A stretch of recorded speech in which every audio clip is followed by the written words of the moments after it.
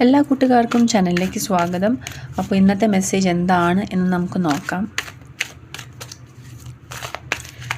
നിങ്ങളുടെ മനസ്സിൽ നിങ്ങളെ അലട്ടുന്ന എന്തെങ്കിലും പ്രശ്നങ്ങൾ ഉണ്ടെങ്കിൽ റിലേഷൻഷിപ്പിലോ ലൈഫിലോ കരിയറിലോ ആ ഒരു കാര്യം നിങ്ങൾ മനസ്സിൽ നിങ്ങൾക്ക് കൊണ്ടുവരാം. എന്താണ് ഇന്നത്തെ മെസ്സേജ്, യുണീക്കായിട്ടുള്ള മെസ്സേജ് എന്താണ് എന്ന് നമുക്ക് നോക്കാം. 2 കാർഡാണ് നമുക്ക് കിട്ടിയിരിക്കുന്നത്. അപ്പം ഫസ്റ്റത്തെ കാർഡ് എന്ന് പറഞ്ഞാൽ നിങ്ങൾ വളരെയധികം ആഗ്രഹിക്കുന്ന ഒരു സംഭവം നിങ്ങളുടെ ലൈഫിലുണ്ട്.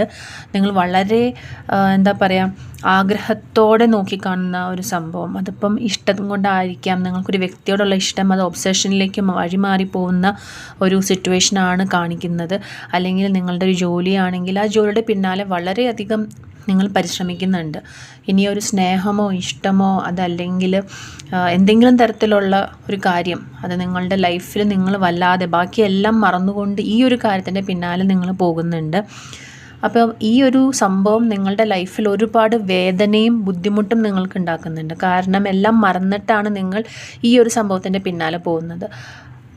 ആ ഒരു കാര്യം അച്ചീവ് ചെയ്യാൻ വേണ്ടിയിട്ട് നിങ്ങൾ അതിൻ്റെ പിന്നാലെ ഇങ്ങനെ ഓടിക്കൊണ്ടിരിക്കുകയാണ്. അപ്പോൾ ഈ ഒരു കാർഡ് കണ്ടാൽ നിങ്ങൾക്കറിയാം അത് ചിലപ്പം ടോക്സിക്കായിട്ട് മാറുന്നുണ്ടാവും, നിങ്ങളത് അറിയുന്നുണ്ടാവില്ല.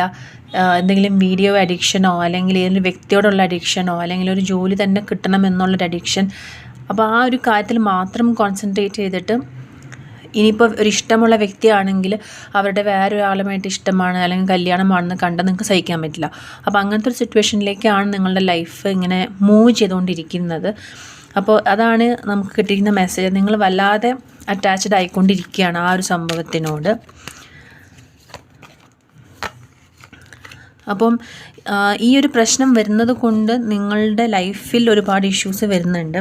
അതെങ്ങനെ അവോയ്ഡ് ചെയ്യാമെന്ന് ചോദിച്ചിട്ടുണ്ടെങ്കിൽ ചില സംഗതികൾ, ചില സത്യങ്ങൾ നമ്മുടെ ലൈഫിൽ നമുക്ക് അറിയാമെങ്കിലും ആ ഒരു സംഭവത്തിലേക്ക് നീങ്ങാതെ അതിനെ നമ്മൾ മറച്ചു വെച്ചുകൊണ്ട് നമ്മുടെ മനസ്സെന്തു പറയുന്നോ അതിൻ്റെ പിന്നാലെ പോവുകയാണ് സാധാരണഗതിയിൽ നമ്മൾ ചെയ്യാറുള്ളത്.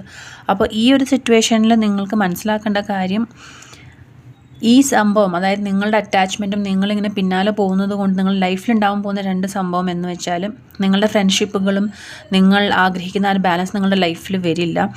അത് മാത്രമല്ല നിങ്ങൾ പറ്റിക്കാനും അല്ലെങ്കിൽ കുറേ ആൾക്കാർ ബ്ലാക്ക് മാജിക്ക് അല്ലെങ്കിൽ അങ്ങനത്തെ നെഗറ്റീവായിട്ടുള്ള സംഭവത്തിലേക്ക് പോകും. നിങ്ങൾ ഒറ്റപ്പെടും. അതാണ് സംഭവിക്കാൻ പോകുന്നത്. അപ്പോൾ ഒരിക്കലും നിങ്ങൾ ഈ ഒരു രീതിയിൽ ടോക്സിക് ആയിട്ടുള്ള ഒരു കാര്യത്തിൻ്റെയും പിന്നാലെ പോവരുത്. ഒരു ലൈൻ ഉണ്ട്, ആ ലൈൻ ക്രോസ് ചെയ്യണമെന്ന് തോന്നുന്ന ആ നിമിഷം അതിൽ നിന്ന് നിങ്ങൾ പിന്മാറണം. നിങ്ങൾ വല്ലതും ഒബ്സസ്ഡ് ആവരുത്. നമുക്ക് തീർച്ചയായിട്ടും ആഗ്രഹിക്കാം, ട്രൈ ചെയ്യാം, പക്ഷെ അതിനും ഒരു ലിമിറ്റ് ഉണ്ട്. ആ ലിമിറ്റ് ഒരിക്കലും നമ്മൾ ക്രോസ് ചെയ്യാൻ പാടില്ല എന്നാണ്